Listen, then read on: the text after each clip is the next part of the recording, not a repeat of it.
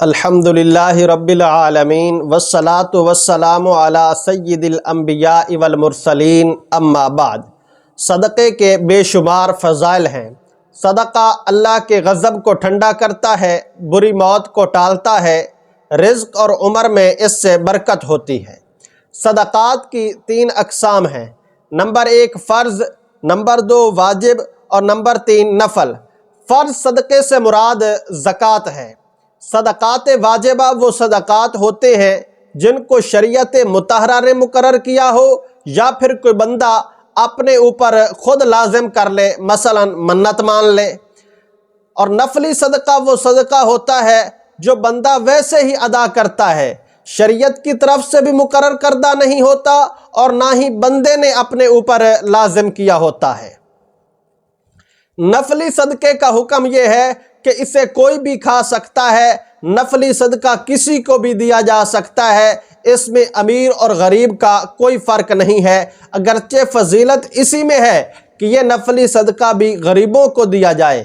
اور صدقات واجبہ یہ صرف انہی لوگوں کو دیے جا سکتے ہیں جن کو زکوٰۃ دی جا سکتی ہے۔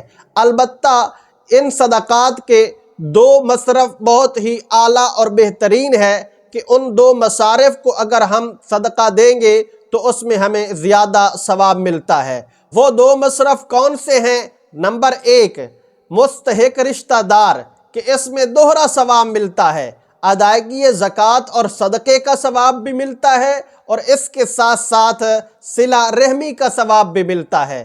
نمبر 2 دینی مدارس ہیں کہ اس کے اندر بھی دوہرا ثواب ملتا ہے، اشاعت اور تحفظ دین کا ثواب بھی ملتا ہے اور اس کے ساتھ ساتھ ادائیگی زکوٰۃ اور صدقے کا ثواب بھی ملتا ہے۔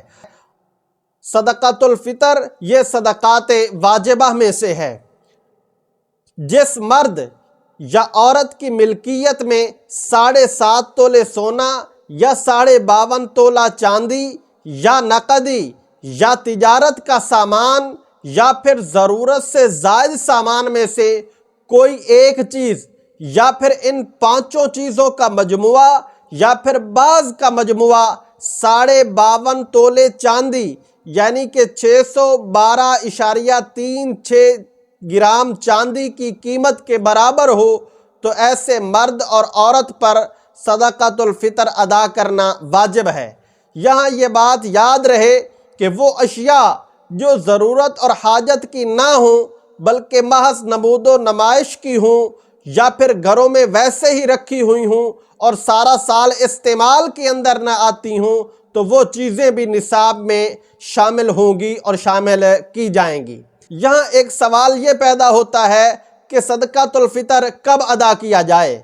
تو صدقۃ الفطر کی ادائیگی کا اصل وقت عید الفطر کے دن نماز عید سے پہلے ہے، البتہ رمضان کے آخر میں کسی بھی وقت ادا کیا جا سکتا ہے اور بہتر یہی ہے کہ رمضان کے اندر ہی ادا کر دیا جائے تاکہ غرباء اپنی اپنی حاجات جو ہیں وہ پوری کر سکیں۔